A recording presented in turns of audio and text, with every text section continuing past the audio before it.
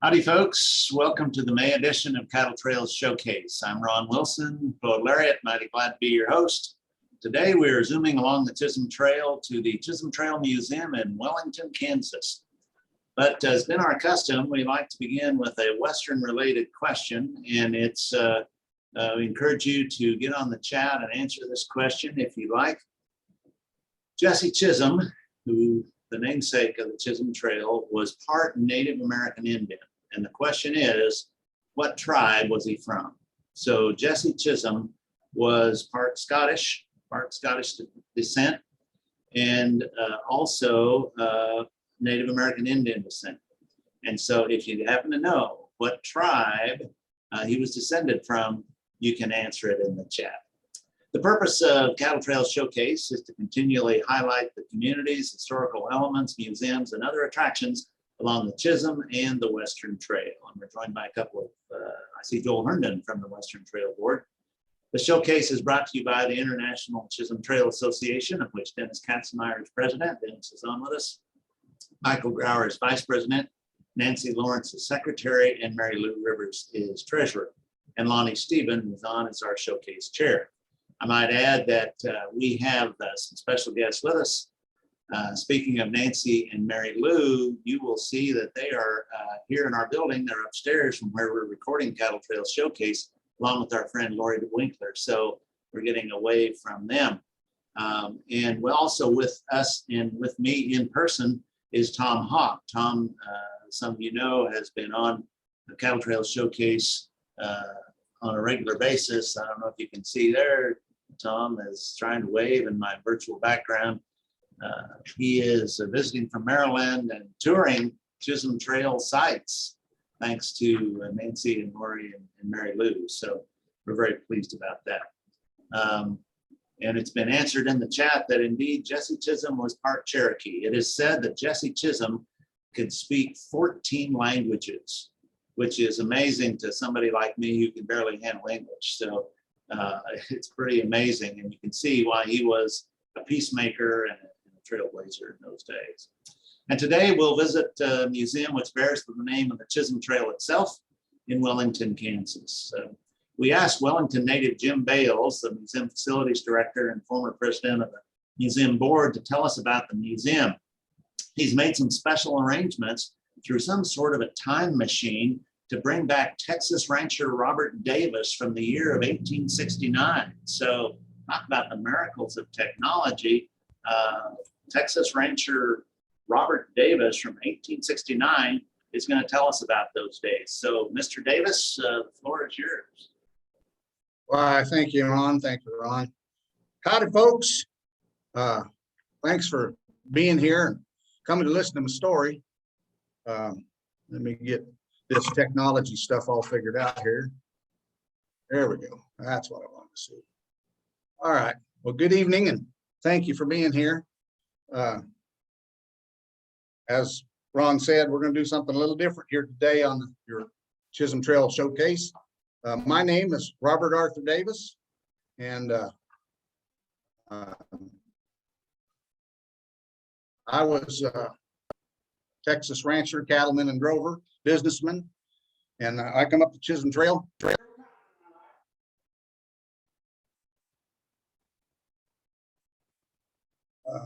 Mr. Bales, he invited me to take over his body for just a little bit, be able to tell my story.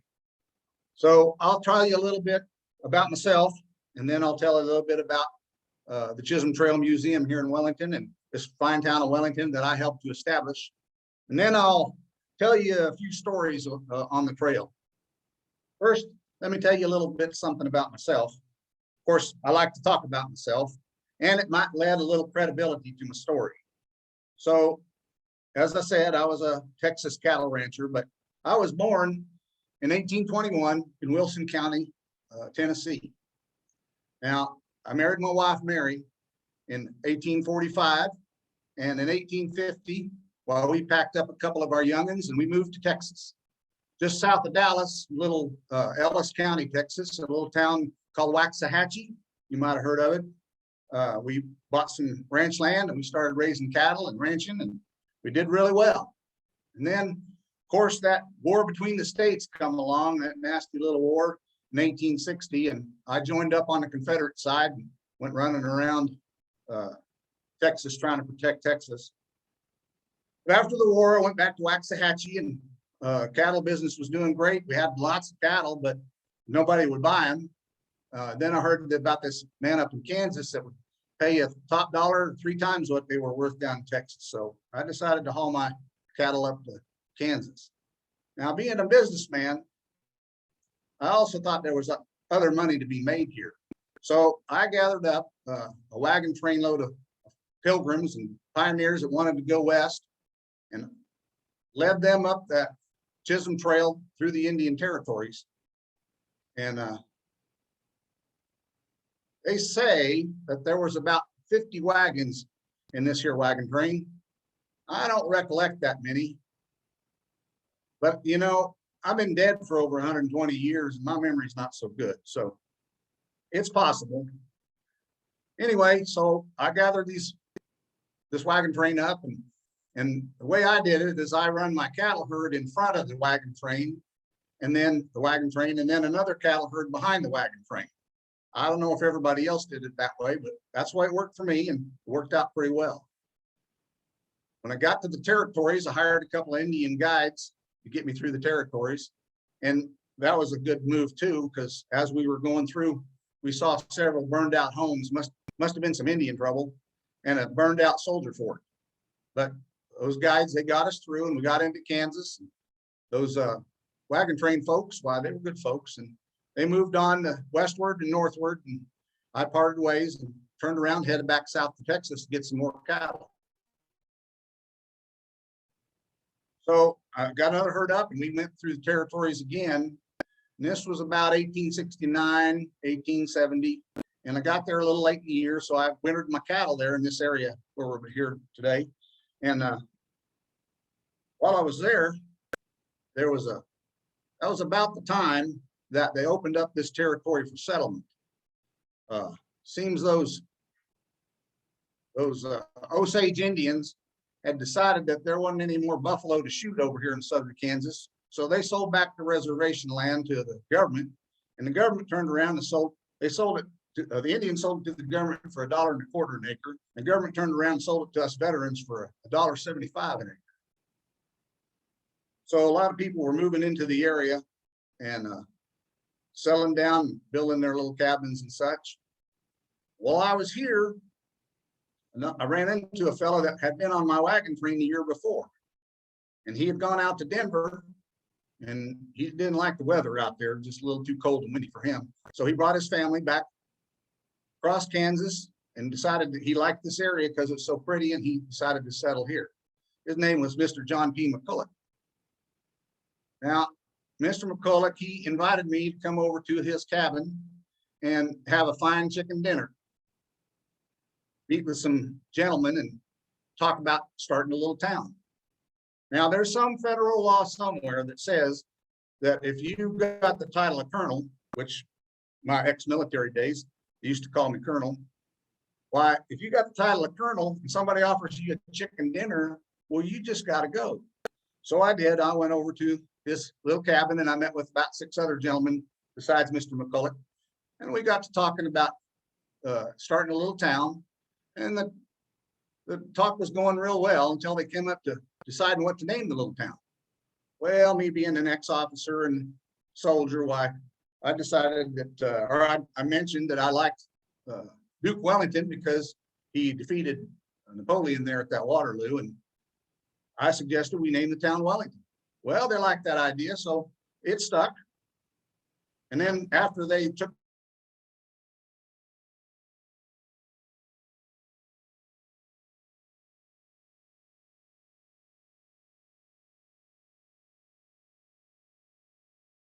section of land just northeast of city of Wellington, and you can see it there on that map up there in the blue. And my business plan, of course, was to haul cattle up through the territories and then bring them to this area and kind of set them on my land for a while, let them fatten up, then I'd take them to market. And that worked good for 1 or 2 times, but then you know, they passed that herd law and the cattle trail changed and the markets changed, and, you know, that didn't work out so well. But I stuck around for a while, going back and forth to Texas and coming up here and got the town good and established, and it grew really well. It became the county seat, and it grew pretty fast. Now, I did really well when about 1885 or so, I sold all my holdings, went back to Texas, and I started a wagon business, freighting and building. And I had several other businesses there in Waxahachie, plus my ranching business. And when I died in 1901, why I had my wagon business, I passed on to my son, and then I was in the process of building a brand new building right down on Main Street, not too far from the Masonic Lodge. And then I also had about 3,000 acres of ranch land that I was able to give to my grandkids. So I did really well down there in Texas. But I was always very proud of my little town of Wellington, that I had something part in. So let me tell you a little bit about Wellington and some of the attractions that it has up here, featuring especially that Chisholm Trail Museum that I'm standing in right now. Now, the Chisholm Trail Museum was named in honor of the trail, the settlers, the pioneers, cowboys, soldiers, anybody that came to this area across the Chisholm Trail. And they started gathering up artifacts of all those kind of things that people would bring. It opened its doors in 1965. So it's been a museum for well over 50 years. And it opened up in the old Hatcher Hospital building. This building was built by Dr. A.R. Hatcher back in 1916. So it's kind of an artifact in itself. It's been over 100 years, 116. Yeah, anyway, I can't do the math. I'm too old and dead. Well, anyway, it has 3 floors and over 30,000 articles in its holdings. So if you come up here to visit the museum, well, be ready to do some looking, because there's a lot to look at. We have everything in here from cowboy trail to Civil War to those 2 big wars. The museum is open from 1 to 5 every day from June through October. It's open on weekends in May and November. You might call ahead, and if you can't make those hours, call ahead and we'll set up somebody to give you a tour. But we sure like to see you. Now, while you're here though, Wellington also has a couple other really fine museums that is worth looking at. One of them is Perry Wiley's Panhandle Railroad Museum down in the center of town, down at the park. And he built that, or he has his museum in the old Wellington gas plant that was built back in the 1860s. It supplied, at one time, supplied all the gas for the streetlights here in Wellington. So it's an artifact in itself as well. He's gathered up a whole collection of railroad memorabilia. You got anything about to do with railroads, why, he's got it in there, and he'd be glad to show it to you. Now, Mary, she doesn't care much for that railroad stuff, so she likes to go down into the National Depression Glass Association's museum, which is right down on Main Street. They got all kinds of pretty glass. She loves to look for hours and hours. Now me, I'm kind of a rambunctious spirit, so I'm a little nervous in there, like a bull in a china shop. So I kind of steer clear a little bit, but she likes to go in there. And when she's done looking there, she likes to go down the street to that Beehive quilt shop, which was named after the old Beehive grocery store, was in operation from 1880 to 1930. Them girls in there have every form of fabric and sewing utensils and everything you need to make your quilts. So your lady folks would surely like that. Sometimes it's hard for me to get Mary out of it. And like I said, we're open from 1 to 5. The museum is open from 1 to 5 every day through the summer, June through October. And we're right on Main Street, right across from the courthouse, 502 North Washington. We have a website. I didn't post it up here, but we have a website. We have a Facebook page. Shouldn't be too hard to find. Now, Lonnie thought that it would be a pretty good idea for me to tell a couple stories about the trail. And they got some really good stories down there in Caldwell, because they had a longer run of it down there. But they got good people down there in Caldwell, and they can tell the story better than I can. Besides that, those boys down in Caldwell were a little rough, so I still steered clear of there, and it wasn't much to my liking. So they were all worth going down to take a look at. So why don't I tell you a little story about a shooting that occurred in a little town called Sumner City. Now, Sumner City, most people have never heard of it before because it didn't last very long. It was about 7-8 miles west of here, and it was located right on the trail. Back in 1865, there were a couple of fellas by the name of Caddo and DeGola who ran a way station there, changing horses and getting some food when Jesse Chisholm or Buffalo Bill Mathewson would go through. And they had that running from 18, long before the cattle come through. But when the cattle did start coming through and they opened the land up for settlement, while there was a lot of talk about making Sumner City, that area, the county seat. So they renamed the city at Sumner City, and they started building. And they built pretty fast. That started about 1869. Now here's a little map of Sumner City, how it was laid out. By 1871, the spring of 1871, which was basically when they opened the area for settlement, why they already had 16 buildings and about twice that many tent dwellings in the town. Now, July of that 1871, there was a Mexican cattle drover by the name of Badeno who rode into town, and he rode right over to the Southwestern Hotel, which is right over here, as you can see. You know, technology, huh? All right. So it was right over here in the corner. And he rode over to the Southwestern Hotel and went in there in the cafe, ordered his dinner. Now, he was well into his dinner when two other drovers rode into town, and they started looking. They were pretty intense, and they started looking from building to building. They went into the boot shop right here, and then they went over to the saloon, and then they went over to the cafe or the Southwestern Hotel, and they asked the proprietor, Mrs. Moreland, if she saw any new faces in town.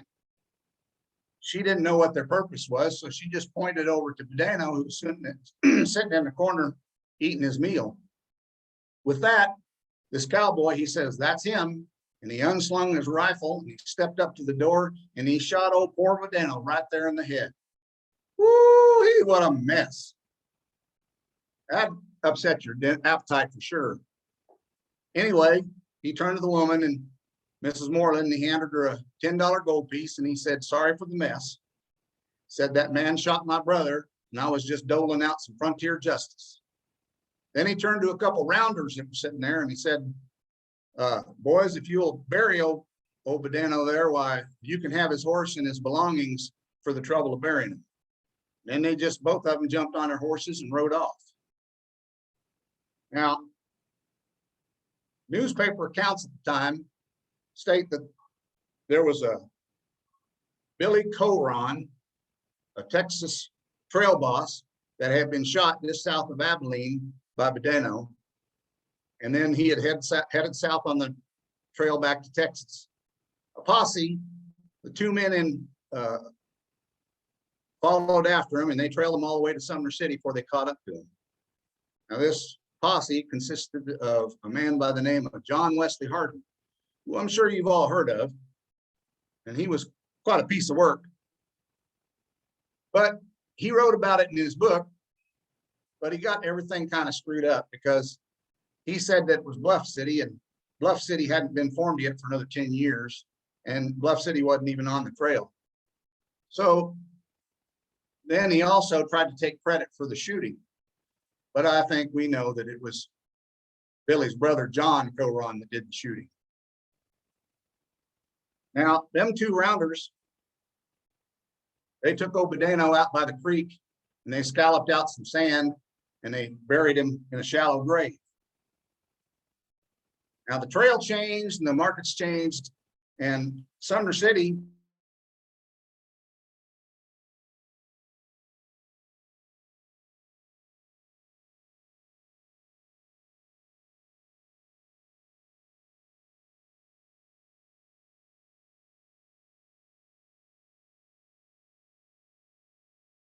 somebody came by and took a skull and put it up on a fence post right there on the trail.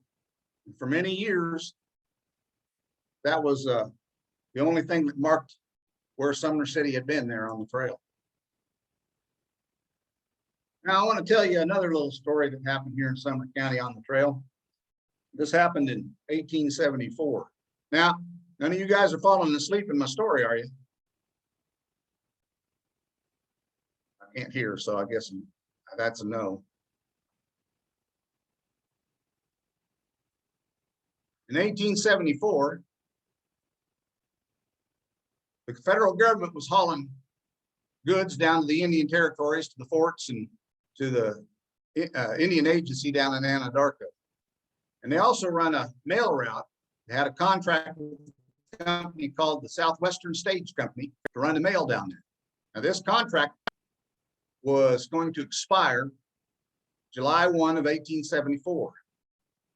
They put out the bid, and another company by the name of Vale and Williamson secured the bid. Now, this kind of made those Southwestern Trail boys, stagecoach boys, a little bit upset.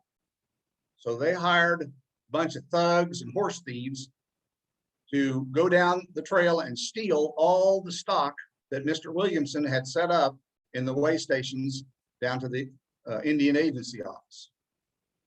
But sad thing is, those boys didn't stop at just the way station agency stock. They stole about every loose horse and mule that was in the county. They were afraid Mr. Williamson would gather them up and use them as secondary. So this made a lot of people in the county angry. Anyway, their ruse didn't work. For one thing, one of the agents at the way station, he slept all night with his stock.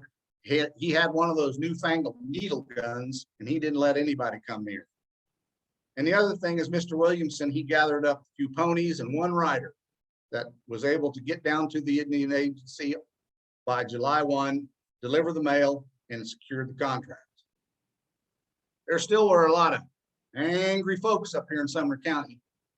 And word got out about who was all involved in the skullduggery. So warrants were issued, and Sheriff John Davis gathered a posse of 7 men and headed down the trail to Caldwell to arrest these men, because Caldwell at the time was pretty much headquarters for these horse thieves. Now, Sheriff John Davis thought that going down in the evening would be the safest thing or the calmest thing to be arresting these men, but he was wrong, because when he got down there, he found that he was outnumbered by those horse thieves 10-1. Now, about a week prior to all this happening, there was an Indian uprising, and some of the Indians come off the reservation and they attacked old Pat Hennessy's supply train that was really going down to the Indian territories. And they killed and scalped old Pat Hennessy and stole his goods. Now, I heard a story somewhere that they named the town of Hennessy, Oklahoma after old Pat and his demise, but I don't know if that's true or not. Anyway, because of this, there were a detachment of soldiers right on the border between Kansas and Oklahoma. And they were led by Mr. Mike Meager, who you might have heard of that name before. Sheriff John Davis sent a couple boys down to talk to Mike about maybe those soldiers helping them capture their prisoners. Well, Mr. Meager says that he was down there to keep the Indians into the territories, and he wasn't much inclined to be involved in any county business. Well, this disappointed Sheriff Davis, but one of his posse told him that there was a large party of concerned citizens sitting in wait for them up at Rylands Crossing. Now, Rylands Crossing was there on the Chickasaw River, right here. You would cross over that and then head south to Caldwell. Caldwell, of course, was down here, and Wellington was up here. Well, these concerned citizens, vigilantes, was planning on a necktie party for those prisoners as they come back through. Sheriff Davis sent a couple men up to talk to them and convert them to posse members, which they did. They came down. Now, these weren't just old dumb farm boys. These were hardened Civil War veterans and homesteaders from the area, and they knew about military actions. They were organized into 2 companies, each with a captain or leader. There's a little over 100 men, and they went down to Caldwell and they just surrounded the town. Well, this show of force was enough to scare the heck out of most of those horse thieves, and most of them ran and hide. Sheriff Davis was able to ride into town and arrest his prisoners. Now, out of the 7 warrants, he was only able to find 5 of them. But because it was so late in the morning and everybody was tired, why, he was able to make it back to Wellington without a hitch. Concerned citizens went home to catch some sleep. Sheriff John Davis locked up those prisoners in the calaboose over on West Lincoln Street. He went home, went to bed. That evening, over 150 horse riders rode silently into town to that calaboose. They overpowered the guards. They got the prisoner out of the jail, and then they hauled him south, headed for that hanging tree. Somebody sent for Sheriff Davis, told him what was going on, and he just shook his head and said, well, that's too bad. Closed the door, went back to bed. Now, that hanging tree was used a couple times here in Wellington, and it was south of town, right on the road south. And you had to cross Slate Creek. Once you were, Slate Creek was about right in there. It was a big old elm tree with a large, strong limb. Now, as these boys were headed south with their prisoners, a lot of the city folk, they knew this was going to happen, and so they were kind of following along. They wanted to see the festivities. Well, the vigilante group held them at gunpoint and kept them from crossing the creek. So all the city folk had to watch from the north side of the creek while the goings-ons was on the south side of the creek. So they tied ropes around their necks, threw them over a tree limb, and then they started their party. First man hung was a man by the name of William Billy Brooks. Now, you might have heard his name before or seen this picture before. He was actually the marshal of Newton, Kansas in 1872, when Newton was the railhead. And he shot several men, but he was mostly just a thug and a thief himself. He was working directly for the Southwestern Stagecoach Company. Now, they asked old Billy if he had any last words. And he shook his head no. They slowly pulled that rope up until he did the dance. And he danced until he couldn't dance anymore. Next man was a fella named Charlie Smith, also known as One-Armed Charlie.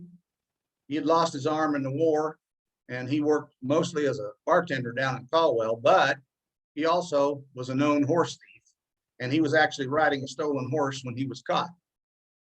His real name was Sewell Ford. He was the son of Governor Thomas Ford out of Illinois. You may not know that name, but that fellow was involved in the Mormon Wars, happened up there in Illinois. Now, Charlie also had a brother by the name of Tom Ford, who had been hung just a year earlier up there at Rylands Crossing. He was also hung for horse thieving. So it must run in the family. They also asked Charlie what his last words were, and he just shook his head, and they slowly pulled the rope up, and he did the dance till he could dance no more. Now, the last guy hung, his name was Lewis Benjamin Hasbrook, and he was a lawyer. He usually worked for the horse thieves, and he'd get them off of their charges by providing false alibis. And he did it several times. So he was very well associated with the horse thieves. But when it came to him, he fell down on his knees and he was pleading for his life, saying that he had nothing to do with these men and that he had an alibi.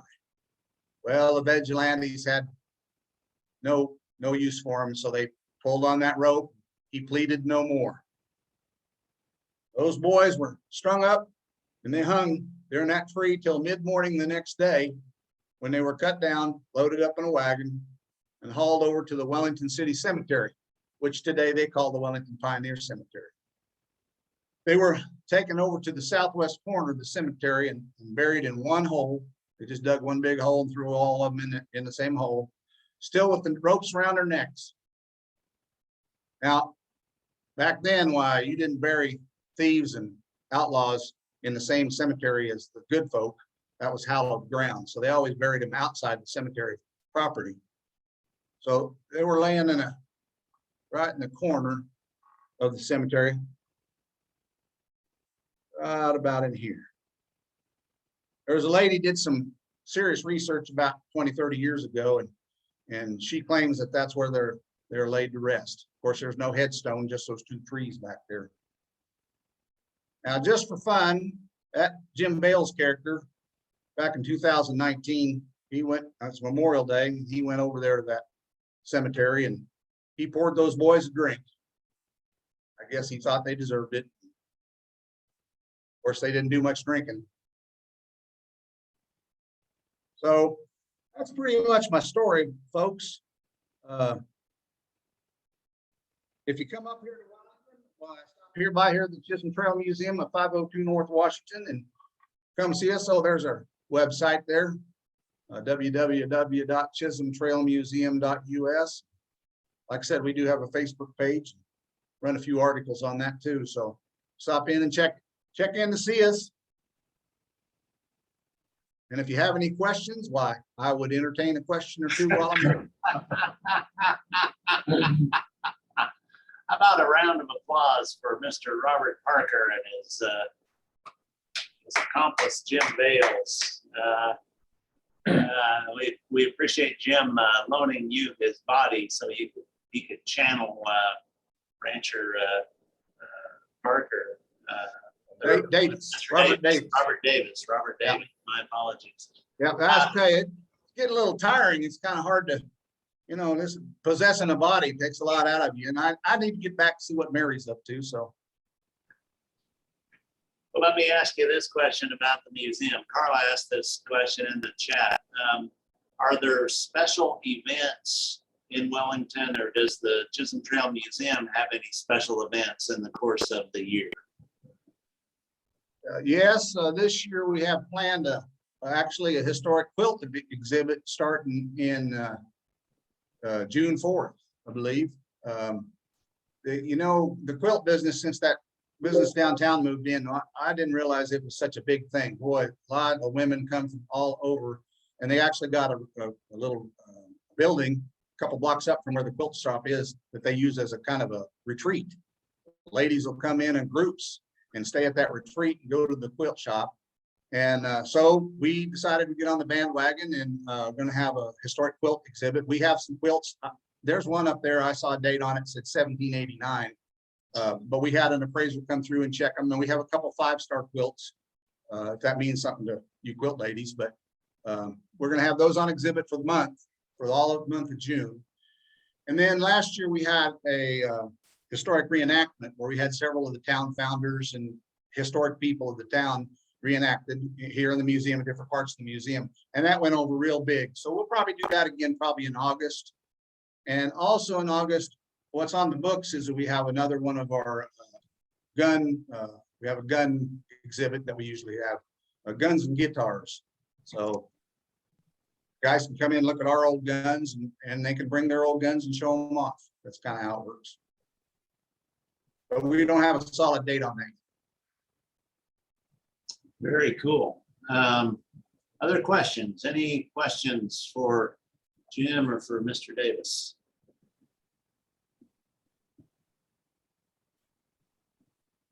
Jim, this is Lonnie. Yeah, Lonnie. One of the surprising things that when I was reading your website or blog you had done was that Wellington at one point was actually 14,000 people. And at that point in time, Wichita was only 28,000 people. So Wellington at one point in time was half the size of Wichita, which is hard to believe.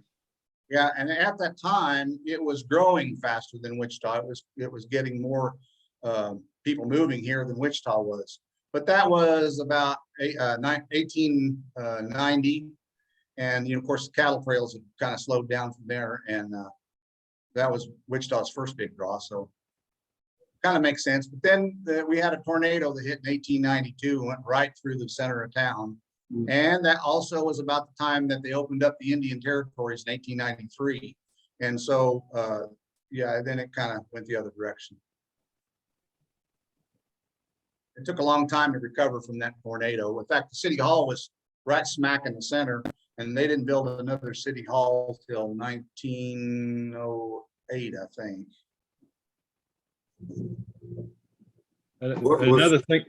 Another thing we had talked about was about, and we've talked several times in presentations about the significance of the Chisholm Trail or any cattle trail before railroads as to town site locations. And I think your Sumner City is a prime example of that. In fact, I think there was a little controversy between Wellington and Sumner City to which one was going to be the county seat from another article I think you'd written. So. Yeah, that was a big war basically, but Sumner City wasn't really, while they were trying to get the county seat, by that time the county seat vote went through, you know, the Sumner City really wasn't in running. We had Belle Plaine and Caldwell and Oxford were all trying to be the county seat as well.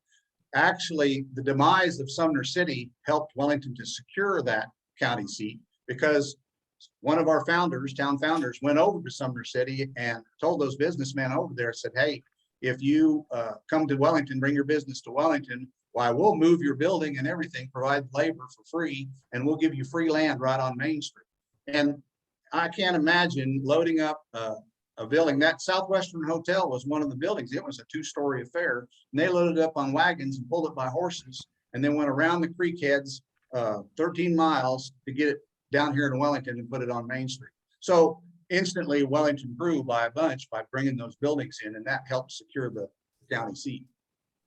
But there was a lot to that fight. And something I like to touch on, Lonnie, that the cattle trails were very important for the commerce here, but they were also very important for people to come to this area.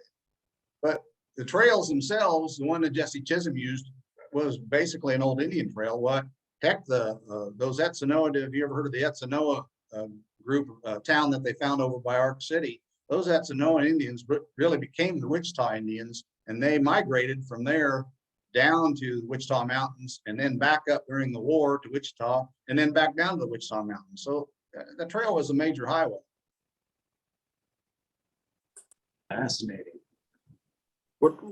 What's the history, or I think Pawnee Bill grew up in Wellington. Can you tell us a little bit about him?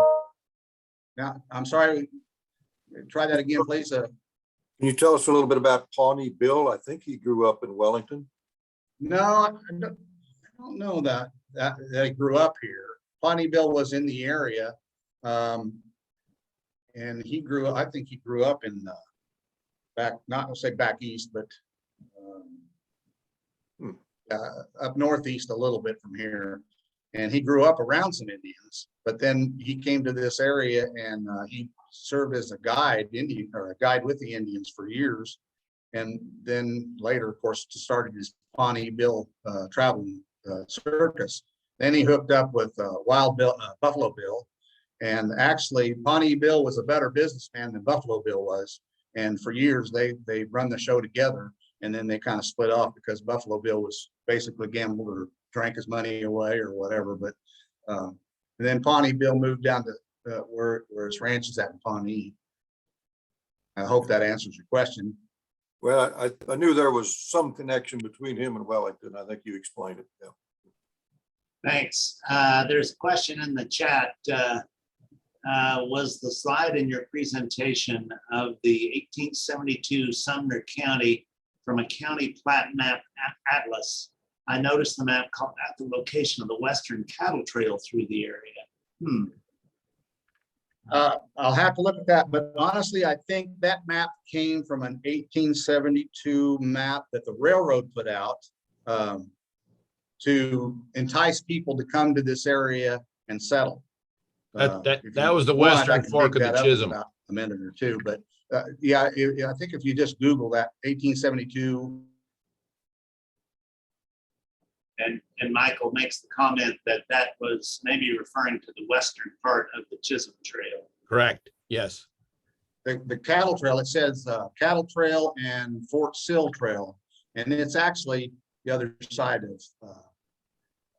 Interesting. It's more evidence that these trails changed, evolved, grew Oh, yeah. over time, and different folks would have referred to them in different ways, different points in time.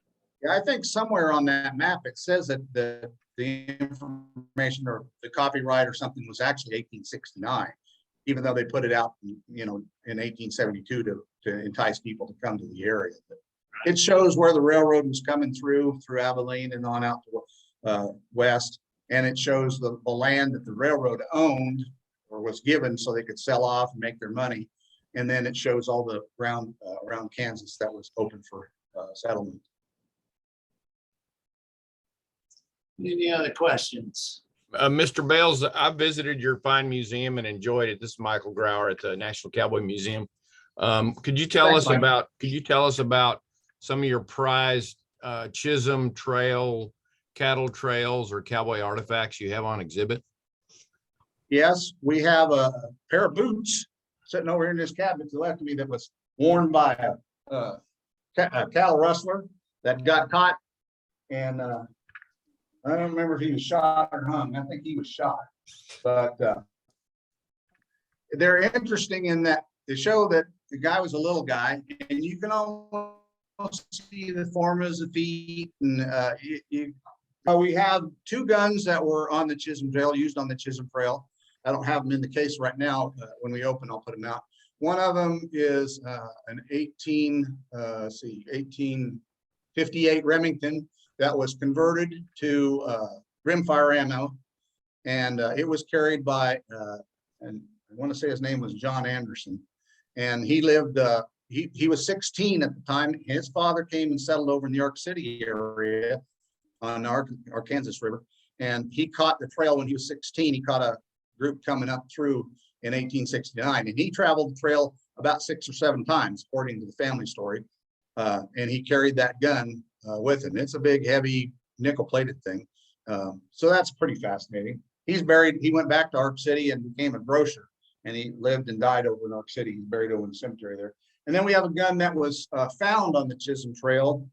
Don't know exactly when, but it was when the trail was very active. So we're talking 1860s, 70s, and it's stamped U.S. It was a U.S. military weapon, and it was found by a young lad right on the trail in the dirt, and he picked it up and he held it on to it. And when he passed away in 1940s, he passed it on to his son-in-law, and his son-in-law held on to it for years, and then the family donated it to us about 10 years ago.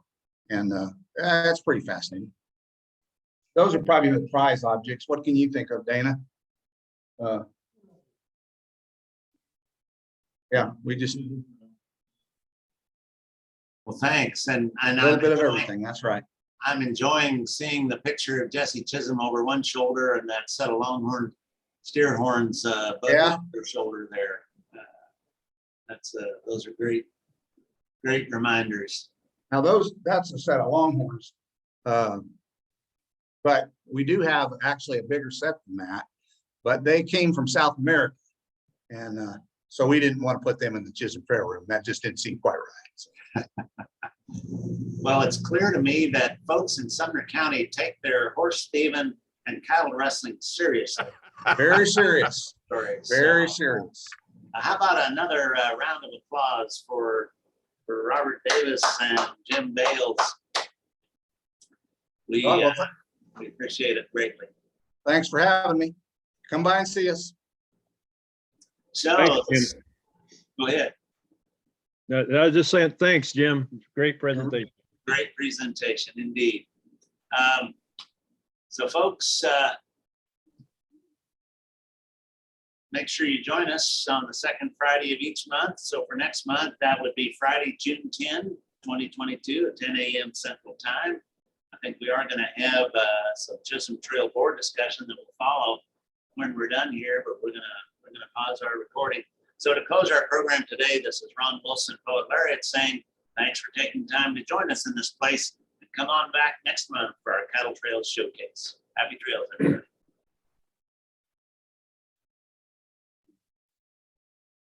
Stop.